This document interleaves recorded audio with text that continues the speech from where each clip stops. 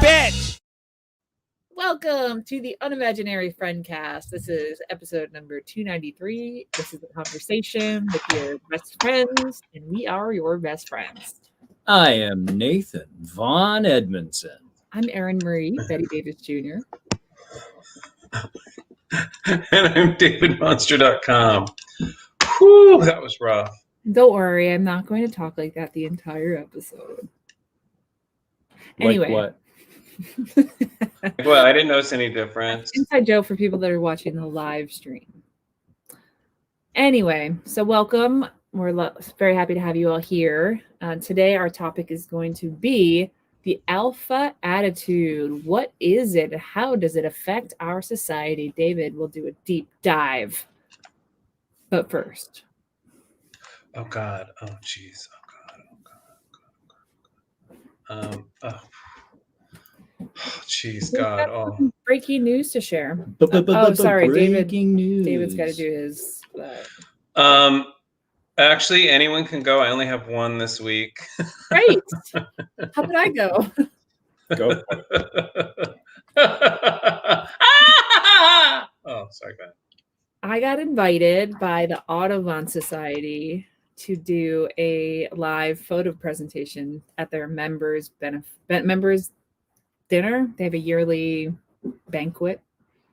So I'm going to be sharing about 30 to 45 minutes worth of images I've taken over my career as a photographer.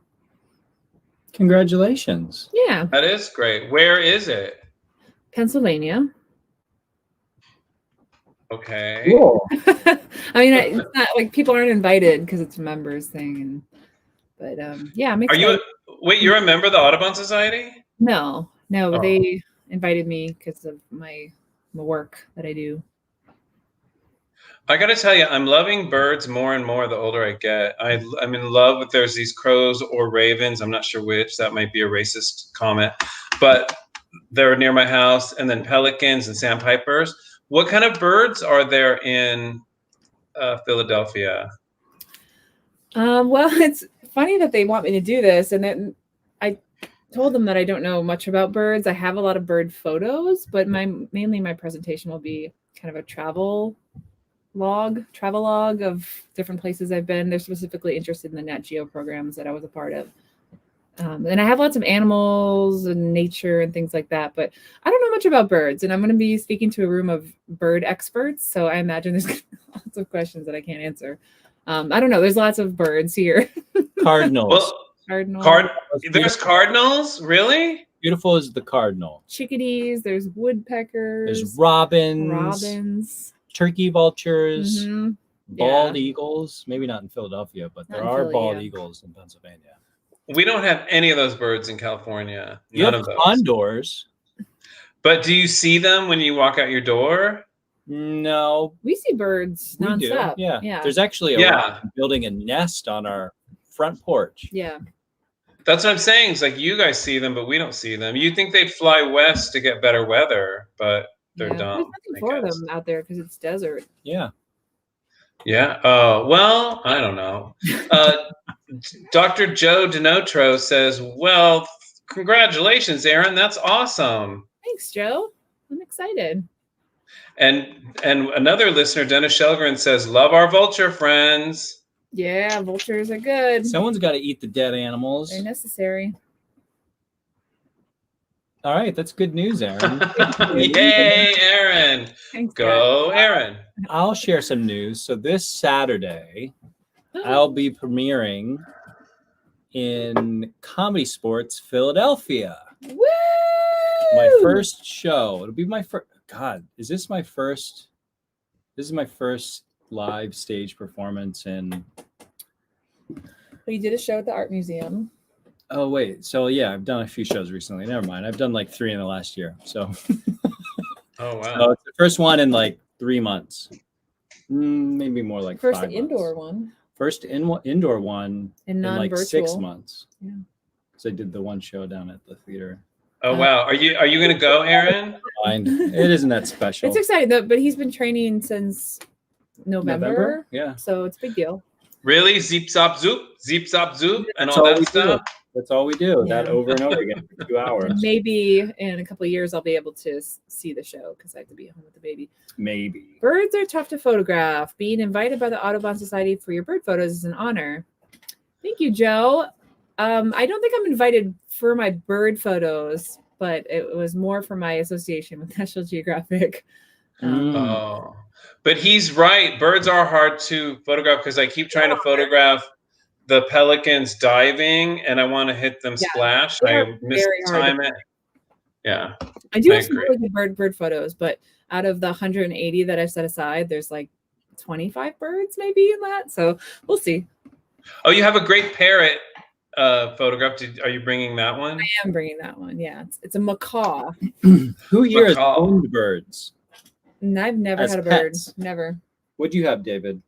Well, my cat brought me a very exotic chick, and we didn't know what it was, and it grew up, and it became an exotic chicken, and it was very cute and sweet, actually. I was surprised how sweet this chicken was. Aw. What did you have? The cat didn't eat the chicken? He tried to, but I rescued it from him.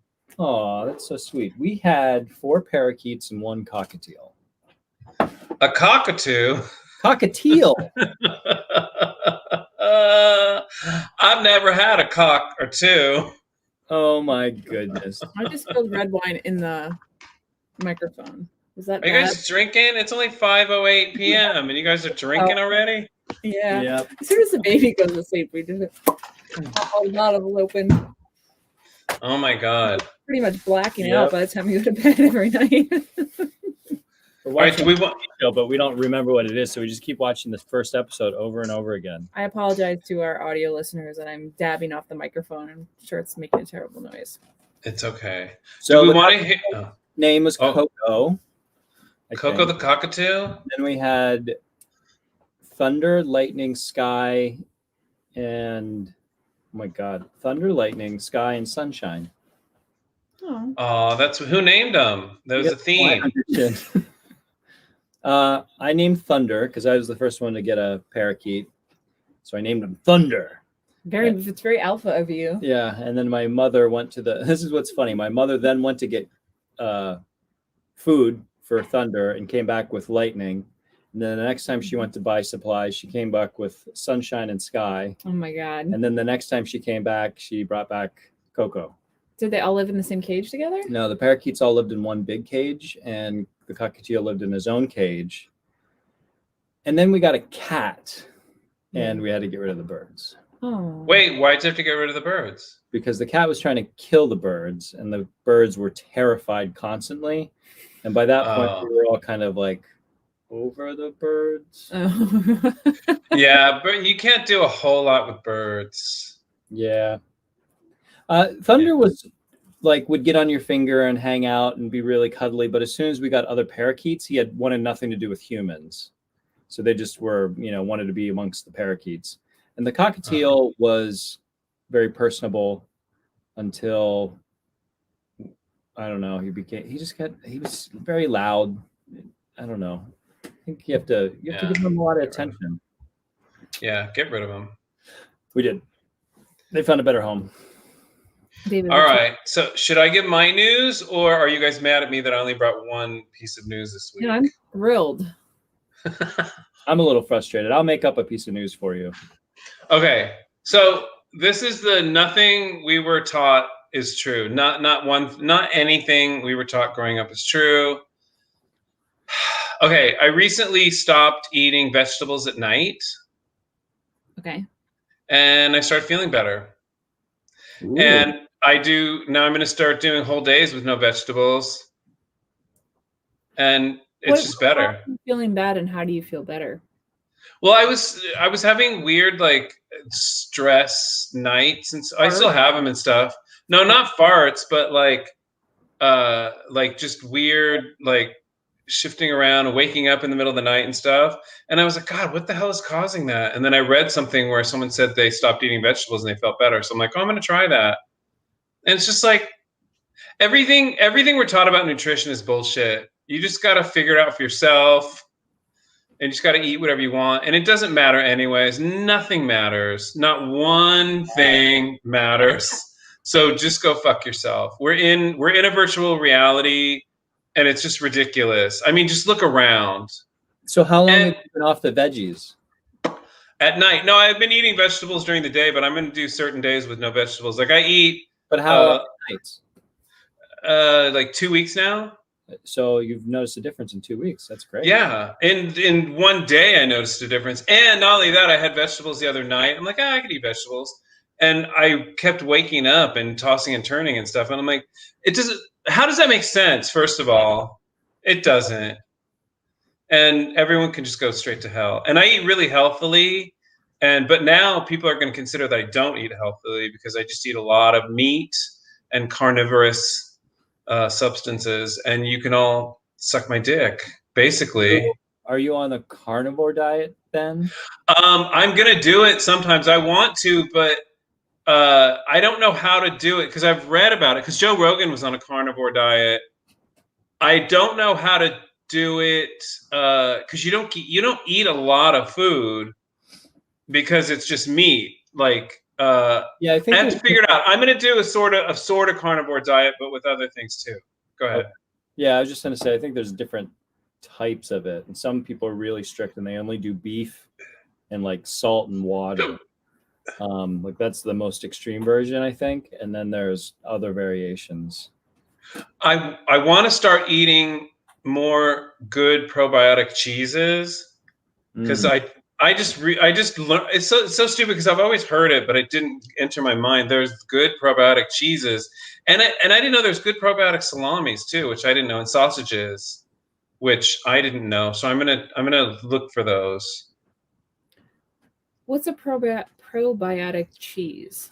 Well, it's just cheeses that, like if you go to American stores and get the stupid packaged ones that are in the bricks and stuff, they probably don't have probiotics. Like all our food is dead in America. Yeah. But, like good cheeses that are not processed, but they're like crafted well and stuff like that. Because France and Italy and Europe, they have a lot of good probiotic cheeses. And of course, that makes sense. They're not as fat. They don't eat as much as we do until they start going to our American chain, fast food restaurants, and then they get really fat. It's because they have good probioticness, and when you have good probioticness, you don't get as hungry, and your digestion works better, and all that stuff. So I heard that cheddar is a good one if you get it done naturally, and Is it like raw cheddar? I don't know. I have to do more research in it. I have not been able to find it yet, but they don't. If you go to Ralph's, they ain't got it. Or you go to Kroger's, they ain't got it.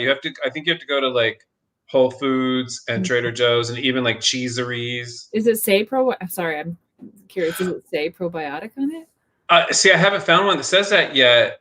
That's what I got to do. I got to do more research to figure it out. And if anyone listening knows, let me know. Fresh, grass-fed gorgonzola or something that's stinky that is already fermenting. It seems like that would be probiotic. Look on the packaging. Maybe somewhere on it says probiotic-ish. Probiotic-ish. That's not our topic today. So that's my No, new. if we were drinking wine, we should be having cheese. But we only have a block of crap. Well, there's some good probiotic alcohols too. You guys should check into that since you guys are alcoholics. We have probioc. David, it doesn't upstairs. matter. It's all a lie. We're all in a virtual world and we're going to die. And nothing matters. I forgot. Nothing matters. Well, nothing matters. Nothing matters except your pleasure. So eat what is pleasurable to you and tell everyone to suck your dick. Well, do you know what else matters? What? Our gold star for this week. Ooh, Nice timing, David. Yeah. Do you see Thank you. I'm all thank you. got chills. Our gold star for this week is not a person, but it's a corporation. Can we guess? Been in the news a lot. Twitter. No. Good guess, though. Well, we will say that Elon Musk was in the running, but we had to disqualify him because he did not buy us any gifts. And motherfucker has $44 billion to throw around, and we didn't even get a box of chocolates, so he can suck our dicks collectively. So go ahead, Erin. Where are our listeners? Why aren't you guessing as to who gets a gold star this week? Our gold star goes to Disney. Yay! And why is that? Disney's been fighting against all the crazy shit going on in Florida. And I know Florida and DeSantis have been doing a lot they can do to hurt Disney. in their support of the Don't Say Gay bill. And Disney, who is a very gay-friendly company, is saying, hey, fuck this. Let's do it a different way. If you were watching, though, at first they didn't say anything. They were like, oh, well, this is between you all. But there's so many homosexuals employed at Disneyland that they all got pissed. And they were like, you better fucking say something. So Disney, as a corporation, was like, you know what? We do have to say something because we're the #1 employer of homosexuals. I know that Florida is trying to do everything they can to hurt Disney's business, which is crazy because Disney is like half of Florida's economy. They must bring in so much income to the state. It seems like a ridiculous fight to have. Yeah. Well, they're saying that some of DeSantis' supporters are mad at him already, saying, stop it. But of course, the crazy fucking Christian Republican supporters are like, yeah, they can't have autonomy. They can't do what they want. I had a friend recently. I just was reminded of this. I had a friend recently who, because I think it was probably because of this, was like, and this is why we're taking our kids to the Idaho. To the it's that museum, that Christian museum where they have like Jesus riding a dinosaur. Oh my God. Do you know what I'm talking about? It's like the Ark of the Covenant is there or something. Where do we go? It's like I'll look it up. And then all of their friends who I guess are just hardcore Christians, they were all like, yeah, let's go. We're going. Yes, the Creation Museum. Which is, I didn't Oh my God. We've seen shows where they've talked about this. Yeah. It's all about creationism. It's a museum dedicated to the Christian perspective. That's ridiculous. I'm surprised that they have Jesus riding a dinosaur because most of those Christians say that dinosaurs are a hoax, that dinosaurs never existed. They're a huge hoax. I really want to go to this museum. This is fascinating. I want to go, but I don't want to give them any money. Have you ever? How do we just break in and see? Have you ever seen a textbook that actually puts this message forward? No, have you? Seen that. When I was in Ohio, I saw an elementary school science book that had this as like the history of the universe. Well, speaking of the news, that textbooks are like just as high in the news as all this whole Disney Florida thing, and that I'm learning through all this controversy about what they put in textbooks, because everyone's freaking out about critical race theory, is that it is very, very partisan what ends up being in our school textbooks. It's like really interesting. I feel like we should do a whole topic on that's a good let's do it. Tune in. We'll do it. All of the politics that go into what our kids learn. It's really frightening. The little bit that we just heard recently was surprising, I'd say. Yeah. It was like, no. Is that necessary in that subject matter, for example? Totally. But people don't realize that it always has been political, but it just never made the news. Nobody ever talked about it. And we were fed, come on. I think that the American history I learned is even different than the history you learned, because we were fed a bill of goods that was not true about this country. And we learned that there was slavery, and then bam, we were on to the next thing. Like, we didn't learn who had them or anything like that in school. That was what we had to learn out of school. But as part of the Gold Star, I want to give a shout out to Willow Pill. Do you guys know who Willow Pill is? No. Willow Pill just won season 14 of RuPaul's Drag Race. And at first, because I'd been fighting with myself about Drag Race for a long time. I've been ashamed to watch it. I have been apprehensive.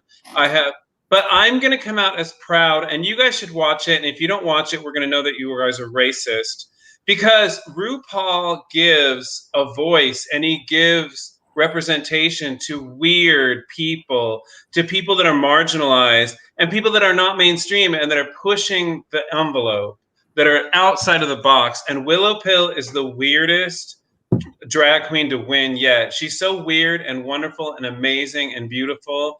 And every time I see her, I know this is going to sound silly, but my heart kind of grows in my chest, because we don't have that. We don't have that in this world. We don't have a place where the weird is celebrated. Right. It's Sorry, the unimaginary friend casts. so that's why we're talking about it right now. That's why I'm bringing it to you guys. I need to Go say ahead. that you just accused us of never watching RuPaul's Drag Race, and I need to push back because I have. I've watched multiple episodes. It was when there was a time when you were coming to our house a lot for some reason. So you had your own shows recorded on our DVR. That's right. And RuPaul Oh, really? one of them. Mhm. And I don't know how many episodes we watched, or I watched at least a number of them. And I felt I made the decision that I wasn't a fan of the show, and not because I'm a terrible person, but because it's edited in a way that gave me whiplash. It's like, it's almost got like, you know how like little, and I'm not comparing it to like a children's program, but you know how like, Oh, these no, cartoons it is. are edited crazy, and Yeah. you're like, what the fuck is happening? It's like it's very intense visually, and I was just like, it kind of gave me anxiety. No, it's okay that you compare it to a children's program because RuPaul talks about that all the time. Really? Yes, they make fun of that all the time. I also want to push back and point out who here has been thanked by RuPaul. That would be me. I'm sorry. Yeah, who's the real racist? Yeah. Who's the real racist here? Well, I would encourage you guys to watch season 14 of RuPaul's Drag Race, because not just one, but there are so many people in this season that are so different than everything else we're seeing everywhere in entertainment. And it's just, it gives you heart. And it's like the weird girl that is inside of Erin, that bizarre girl. We saw her videos that are so bizarre and weird. I think that she would fall in love with Willow Pill, because Willow Pill is the girl inside of you, Erin, that just won RuPaul's Drag Race. That girl that made those videos, she just won RuPaul's Drag Race season 14. Do you hear what I'm saying? That's great, David. I don't know who you're talking about with this other girl in me, but come on, Nathan, you've met the weird girl inside of Erin, haven't you? I don't know. Who is this weird girl inside of Erin? Nathan's never been inside of Erin before. Excuse me? What is happening? So no one asked me my story. Why did RuPaul thank me? I already know the answer. Oh, why did RuPaul? Because I was at a party and I saw this very tall man in a very amazing green suit. And I walked up to him and I said, that suit is amazing. And RuPaul said, thank you. Aw, that's sweet. Thank you. See, and it was a nice exchange. It left you feeling good, right? Yeah. All I right, didn't awesome. realize it was RuPaul until after the fact. I was like, God damn it, that was RuPaul. Now, one of our listeners just wrote LMAOOOO at David. Oh no, pause. It is. I don't know what that means. Do you guys? Really hard, because I think your reaction to when I called RuPaul's show a children's program. Oh, it is a children's program, and they talk about themselves being clowns and ridiculous and stupid. In fact, stupid has become a huge compliment on that show. They're like, oh my God, you are so stupid. And everybody laughs, and it's great. All right, cool. Shall we? All right. We have our main topic to get to. How did we get from Disney to... Yeah, I don't Because know. homosexuality, because of homosexuality. It's actually more than that. It's the whole spectrum, because now on RuPaul's Drag Race, there's every kind of gender identification that there is. They have drag kings? I was going to say, are there straight males? There was one this season. You guys should watch. There was one this season. One. What did they do? He did drag, and he was really good. Some of his looks were satning. Okay, bitch, what? And he even got involved in the drama a little bit. And he was really straight. Wait, what? Do they have drag kings? I don't know if that would. They should do a separate competition, because I don't know that would fly. Because well, actually, they had one trans man last season who was very good. His name is Gottmik. So they're representing as much as they can. Cool. All right, so we have our main topic tonight, which is the alpha attitude. David. Alpha attitude. All right, what is an alpha? What is an alpha. I'm just going to tell you because we can't hear all the listeners give their answers. Alpha is based on like the alpha wolf, the leader of the pack. It's a ranking system within animal groups of animals.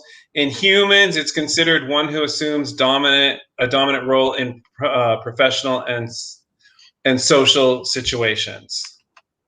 That's the basicness of it. And there actually are, Erin pointed out, there's 6 basic personality types. Alpha is the one I just told you about. And then there's beta, which is considered the follower, usually the friendly one, whatever. There's gamma, who is driven, hyper-organized, confident, and independent. And then there's omega. Omegas are intelligent, romantic, at times slightly introverted and overly sensitive. And then there is the delta. Deltas are great communicators, despite being self-conscious and at times shy. And then there's the sigma. A sigma is intimidating, loyal, emotional, and is utterly elusive. Sigmas are very like alphas, but with all the feels. So straight off the top, I'm gonna wait to give my whatever. So the reason I wanted to do this, I brought this topic forward. And the reason I wanted to do it is because I realized something. I was watching. I love to watch strongman competitions. Do you guys ever watch World's Strongest Man competitions? Yes. I love them. I'm watching them, and these are the strongest men in the world. These men are unbelievably strong. Some of the things they do, it's just unreal. Like they're pulling actual semi-trucks and things and lifting, 1,000 pounds and stuff like that. And I realized that every time they're interviewed, even the winner, where they're like, hey, you just won. Like, how do you feel? And they're like, I feel very good. And then they're like, well, so what do you think about your competition?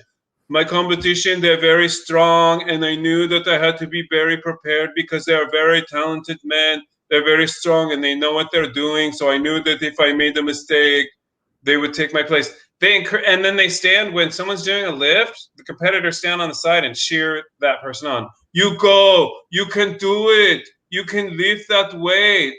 So that none of them, you never hear insults amongst them. You always hear them encouraging, and you always hear in every interview, they're complimenting their competition, and they're saying that they know they better be on their game because their competition is.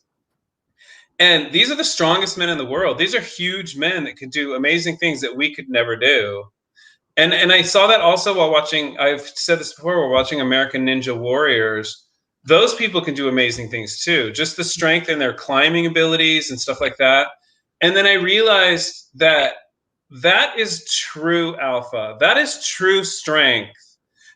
Not fearing your competitors, but admiring them and still wanting to compete against them. Because when you look at, the fields of boxing and martial arts and even football and basketball, they're straight up dicks sometimes. They just come across as insecure little bitches because they have to tear down the other guys. We see it in politics and we see it in other places. And those people turn my stomach. So I wanted to do that. I wanted to find out what a real alpha was. I wanted to find out if it meant anything. Yes, Erin. So are you equating alpha to physical strength? No, I'm talking about that attitude.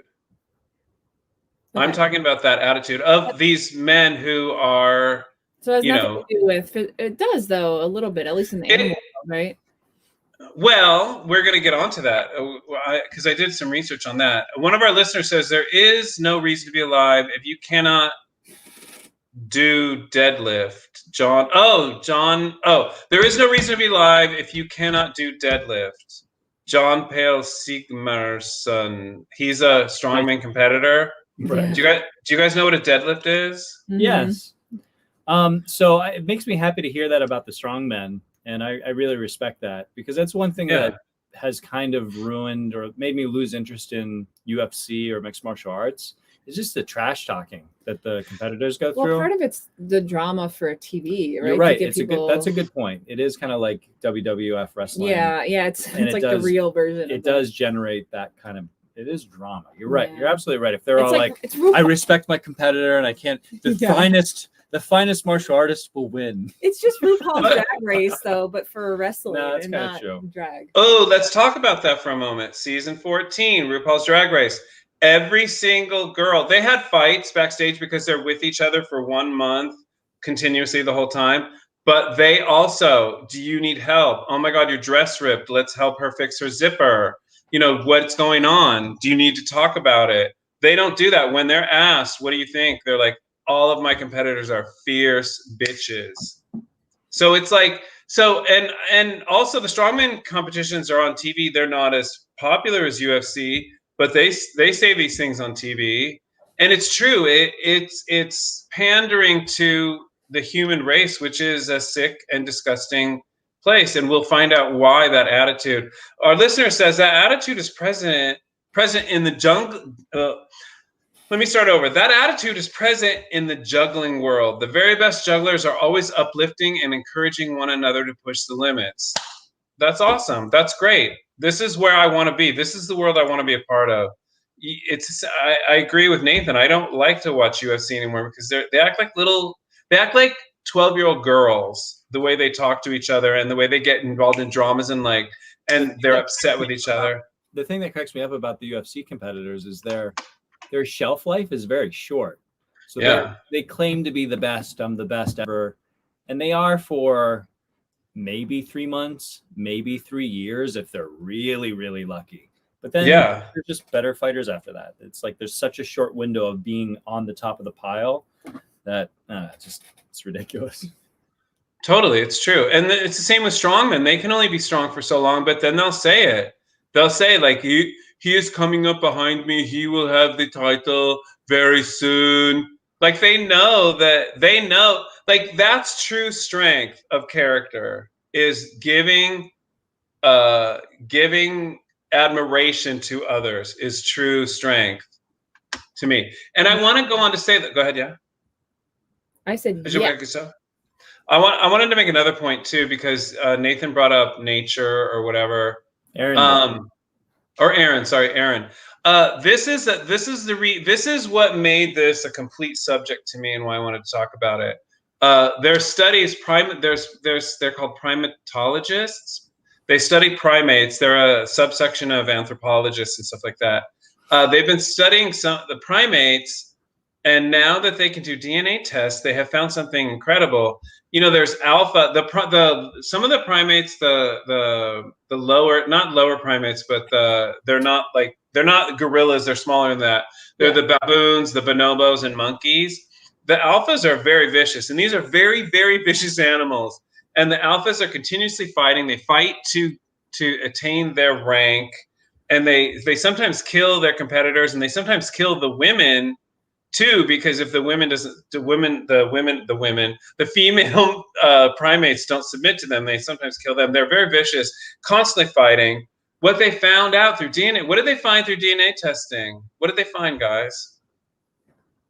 They found that the beta, delta, and gamma males reproduce 33 to 60% more than the alpha males did, because the females didn't like the alpha males. They didn't like that attitude, and they would mate with them more regularly when they were knocked off their alpha status, and they had to become friendlier. So the females are mating with the friendlier males, the males that are helpful, the males that nurture them and stuff like that. The alphas, so it's not evolutionary, it's not biological, the alpha deal, the alpha attitude in primates. Like the peacock that has the most beautiful feathers, you know. Yeah. Isn't that considered the kind of alpha male, and they get the best girls? I don't know. I didn't study that. It would be interesting to see if that male got the most, because they're not pack animals, are they? Are peacocks pack animals? I think they're pack animals. So what you were saying about the females choosing certain types of males, it reminded me of this analysis that I heard recently, where someone was speculating, you know how teenage girls are really attracted to like the rough, tough, like badass kids. But they're kind of usually often idiots, right? They're doing stupid stuff, right? So their analysis, this person's analysis was that they're mistaking their like coolness for competency and value because they're so confident and so like aggressive. They seem like they know what they're doing. But really it's, you know, it's usually a facade. And they're not able to actually see what real competence is. And it's actually competence that is what's attractive ultimately down the line. Yeah. I agree with that 100%. And I think confidence, real confidence is very, very attractive, actual real confidence. And I think we're seeing the lid kind of being blown off that because we're seeing the downfall. We see that a lot of people who project themselves as alpha males get these huge followings, but we're seeing all of them fall. All of them fall hard and publicly, like Arnold Schwarzenegger, Tom Cruise, Donald Trump, Will Smith, Bill Cosby, Harvey Weinstein, Steven Seagal. And these are all people that I have always thought are deeply insecure. They try to project this alpha attitude, but they're not really. They're not the kind, confident people. They're not confident at all. We're seeing that they're actually, very fragile egos. Yeah, I don't have any pushback or anything about that.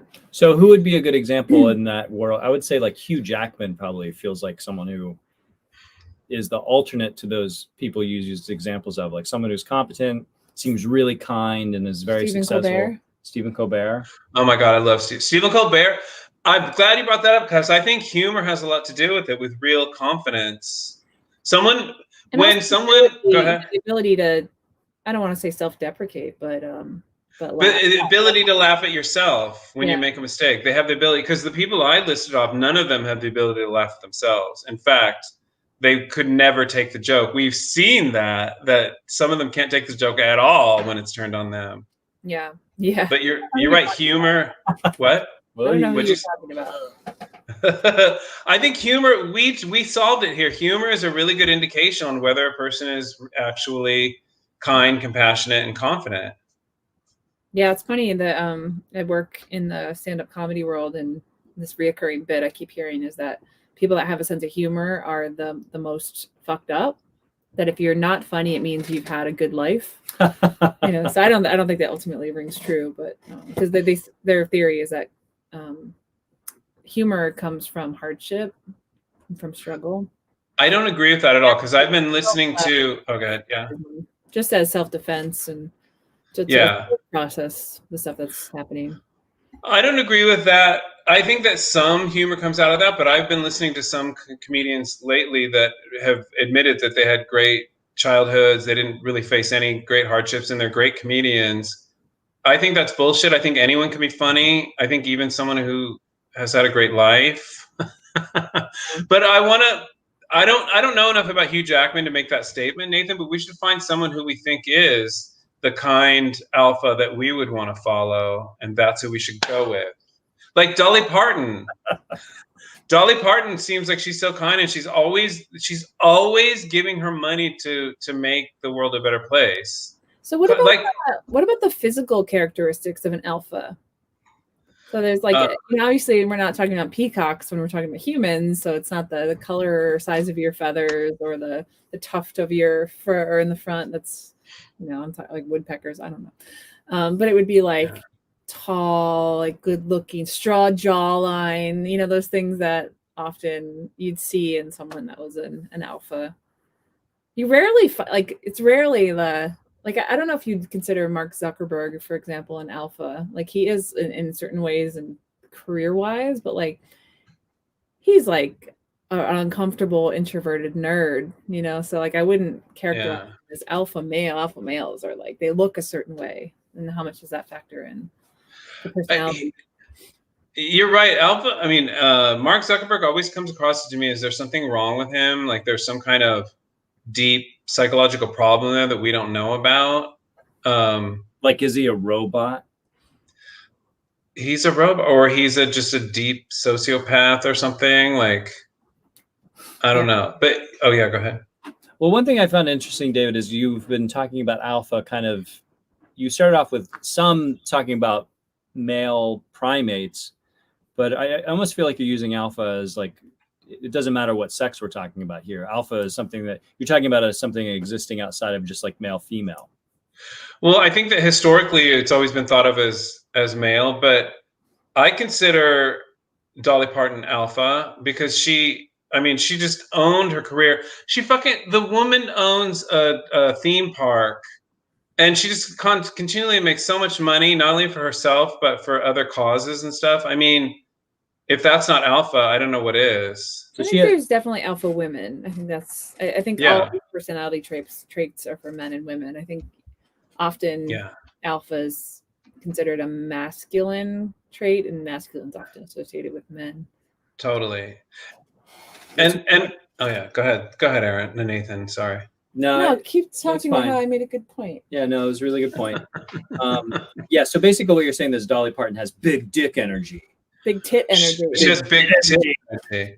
But she doesn't have big dick energy, because I've never heard her say anything bad about anyone. Except for Donald Trump. Her and her sister have made comments about Donald Trump. But I mean, come on. So yeah, you guys were going to bring up things about that you saw.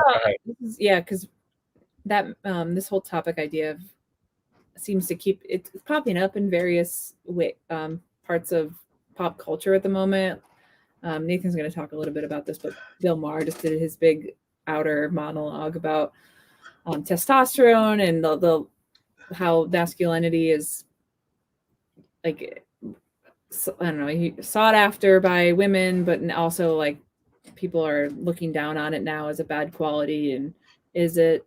And then Tucker Carlson's documentary about how testosterone has gone way down in the country and how men aren't men anymore and the world is ending because of it, which is oh my god, interesting. Like there are some interesting points within that, but also it's like such a far right spin that there's some crazy shit too, like tanning your balls to be more masculine. But can I, before you go, Nathan, can I just jump on that point? Sure. It's so funny that he says that men aren't men anymore. In the 1930s, in the advent of cinematography, and movies becoming talkies and everything, there were tons of people, tons of politicians, and even psychologists and things that came forward to said that it's the feminization of America, and with this presentation of men in the movies, within 100 years, women will be running the country. So that has been a discussion that's been going on forever and has never come to fruition. For the dangerous things that they say are going to happen. I just wanted to point that out. So go ahead, Nathan.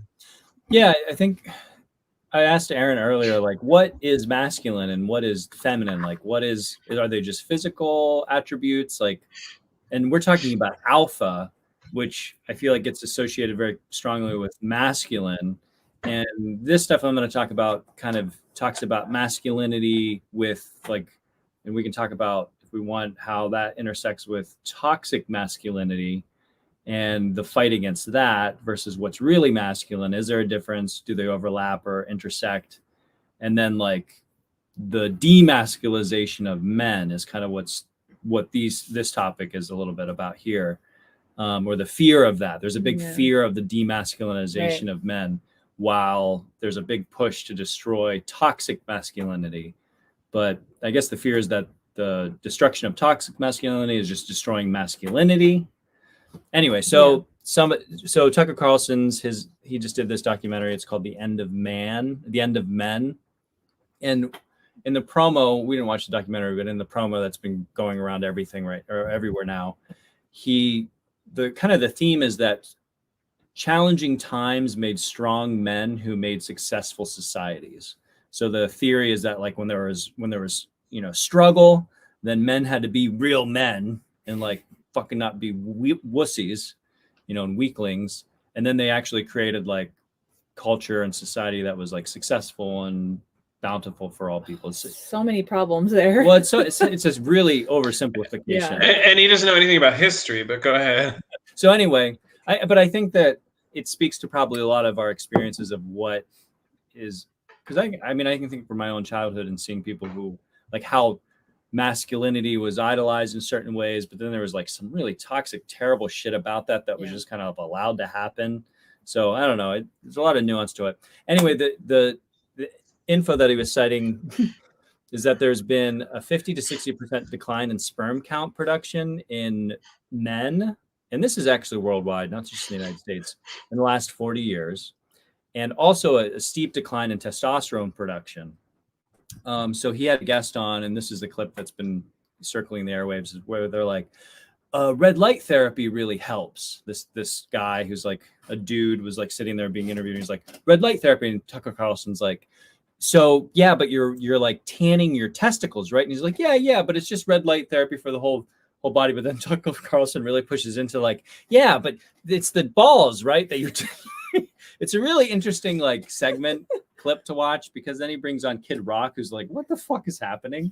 But Kid Rock. So the red light therapy, basically his premise was just like, we've been taught that there's these things that, you know, we're sweeping under the rug that masculinity it's declining, and men are becoming less fertile and less masculine and less filled with testosterone, which is a bad thing in this book. And that these alternative therapies maybe are there to help, and maybe we should just do those, because then we'll have real men. So the pushback against some of this information is Harvard's Gender Science Lab. There's this 2017 meta study that was done that was pushing that like this decline in sperm production and testosterone production is really bad. But this Harvard group said that declining sperm count doesn't necessarily equal declining fertility, and that it also relied on racist and colonial hierarchies and assumptions that determined, it kind of broke the cohorts into Western countries and other countries when they were doing the sperm count analysis. The design of the studies didn't allow researchers to examine the differences between individuals across different landscapes. So like individuals in rural countryside versus urban. So it wasn't specific enough to like really figure out what the causes of these were. So that was interesting, because it also put, it claimed that the optimum like count for the sperm was like these Anglo nations in the 1970s for some reason. So it's like it was very Anglo-centric. And then they were bringing in these other countries. So who knows how that is fluctuating the decline.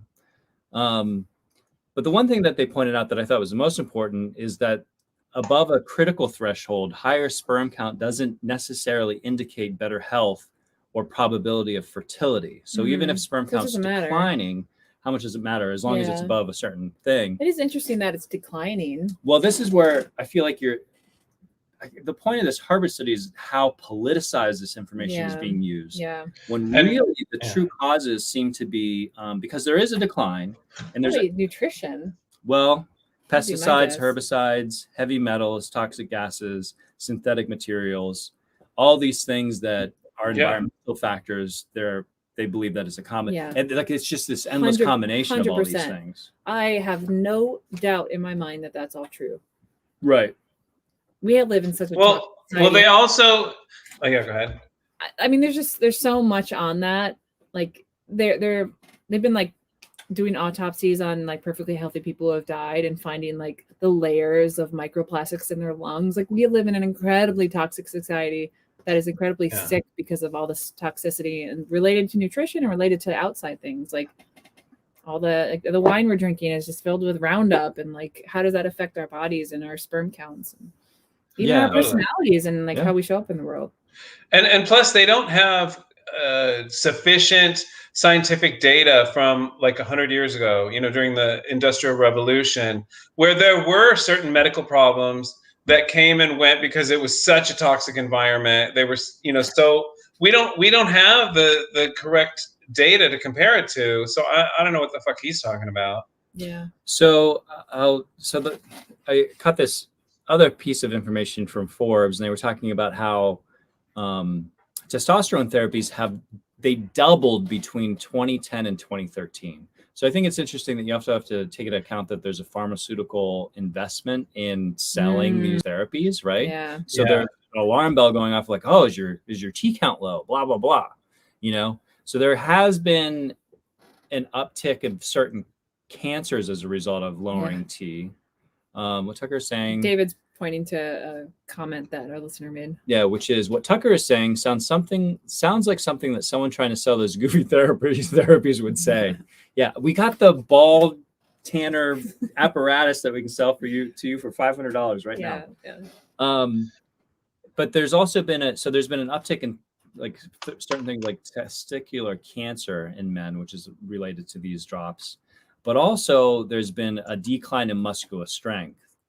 Muscular skeletal strength in humans. But there's so many reasons for that, from like our lifestyle to the type of work that we're doing. We just sit at a desk all day. Yeah, there's so nutrition, so obesity, pesticides, etc., less manual labor. There's so many things that go into it that I feel like, because the right or the politicized version of this really tries to lay it at the foot of like feminism or like anti-men, toxic masculinity stuff, cancel, like all that stuff. Me too. When really it's like probably more these environmental factors than any of this like social movement stuff. Yeah, I mean, did the Me Too movement really make so many men put their head, their tail between their legs that their sperm count went down? Like, I don't know if it affects you biologically like that. So, although that we can talk, we don't have to do that now, but we can talk about that being a fight against alpha personality, like the toxic masculinity that has caused a lot of the Me Too movement to catch on like it has. Yeah. So I just want to bring up Bill Maher's outro, which just a few more points from that I think were interesting. I watched it again recently. And he used Zelenskyy from Ukraine as an example of like a very masculine, stereotypically man's man, because he's like fighting this war and like courage. He's exhibiting all these quote masculine qualities, and all the women want to fuck him. Very alpha, and all the women want to fuck him. There's like women like creaming their pants over him, and he talks about how he even says like it's not that there isn't toxicity in masculine culture, but he wonders where like you're just going to get a little bit of that with masculinity. And he also points out that like it's not always great to be a guy, because if you look at Ukraine, like the people who are staying and fighting are men. The people who are leaving are the women and children, and it's the men who have to stay. So like, what does it mean when you're like, he even says like, even in 2022, we have one tribe coming and trying to kill your tribe. Like, who are the people that have to stay and fight and, try to save your people? And in that case, but are all those people alphas? I don't know. Yeah, that's a very good question. I bet there's a ton of just normal average Joes, no pun intended, Joe, who's listening.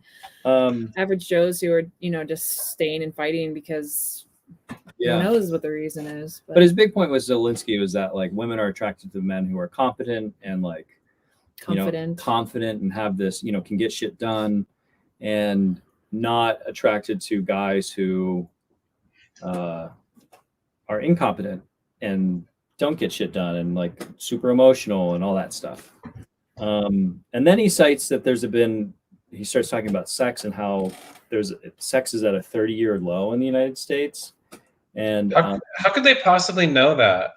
It's probably, it's self-reported polls, for example. But he said that 50% of people aren't having sex more than once a month. He said that 35% of males who are teenagers don't even masturbate, which is crazy. And 26% of people haven't had sex in a year. Have they done it over the last 2 years? I know. Right. That's a good point. It's a good point. But what he was talking about with that, I think mainly is that there is I think in our culture, there's such a push and messaging about toxic masculinity that his fear, for example, is that masculinity is being pushed out as well, and that we're ending up with a lot of like weak men. So. But this is it pops up, like I said, in the 30s and in the 60s and 70s. It happened in the 80s. It happened. There's always a right-wing person who's pushing that message, and I'm sure that he's making money off of it. I would bet my life on the fact. What? Bill Maher is not right-wing at all. He's very liberal. Oh no, I'm talking about. Oh wait, so even he's saying that there's something wrong with yeah, that's why feminization we heard both of these things within the same week, and then you brought up this topic idea, and I was like, wow, this is really trendy right now to discuss this. Oh wow. Well, I wonder why Bill Maher, because it's not, you can't just make a sweeping generalization saying that, you know, masculinity is suffering right now. What people, you have to understand too, is that human beings as a group are incredibly stupid, and the think that goes on as a group is stupid, because there are there toxic people who are masculine? Are there toxic men? Yes. But that doesn't mean that all masculinity is toxic. But it becomes all toxic because human beings are stupid and they can't differentiate. So his example of Zelenskyy is he's not a toxic masculine person. Yeah, exactly. Well, I mean, as far as we know, we don't really know anything about him, but as far as we know, it's like masculinity at its prime, you know? Yeah, totally. He's saying that like there's the big push to, I don't know, change men's behavior when like, this is Bill Maher's kind of theory, when like women actually really like the man that like will like take you and grab you and, you know, be a... But they like that at times. Take the lead and like get shit done, as opposed to the guy who's like, so what do you want to do? Yeah. But they like that at times, and then they don't like it at other times. True. This is my statement on the entire subject. It's bullshit. Straight up. There are strong people who are good people, and then there are insecure people who need to project an image because they're so afraid of you finding out who they are. Yeah.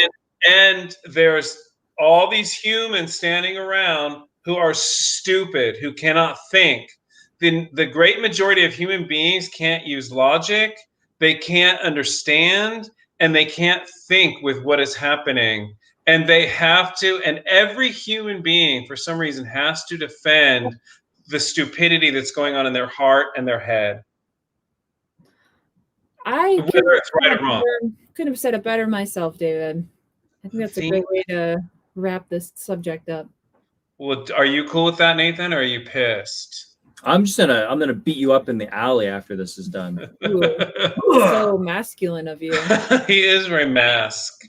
He's a masked martial artist. And I'll just say one more thing, one more point that I was going to make is that all religions on this planet, all of them, every single one has had a god that is vengeful, childish, alpha, and likes to torture humans and control them.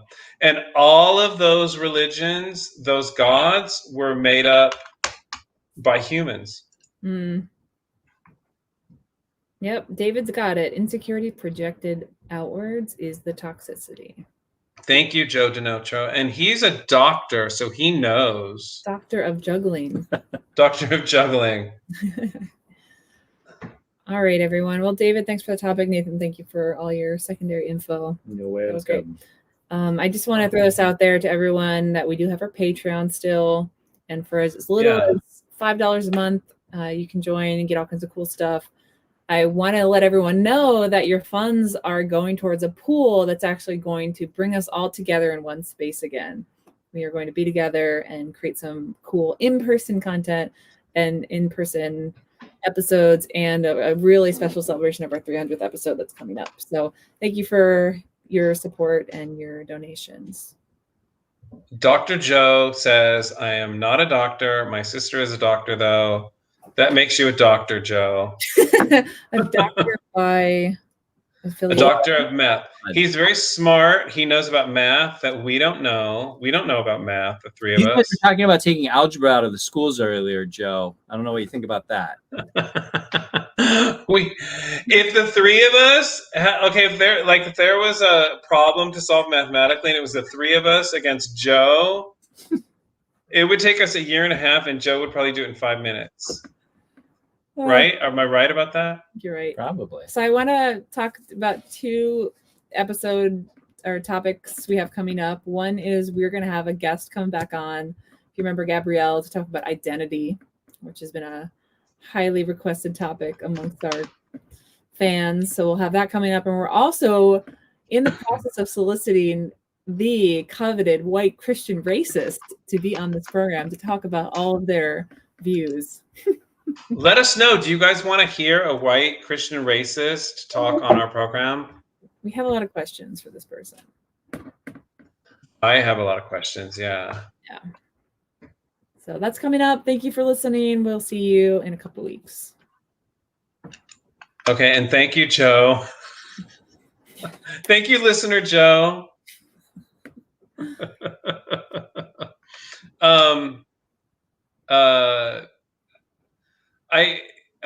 I know that we're supposed to sign off, but I just had. Did you have too many vegetables? Sounds wait, like what? Did you have too many vegetables tonight? I forgot. No, I was just looking at my list of topics and I forgot. I actually sent in. I got some DNA from Erin, and I actually sent in, and they tested her. Wait, hold on. Let me just. Yeah, they tested her, and they found out that she is 100% that bitch.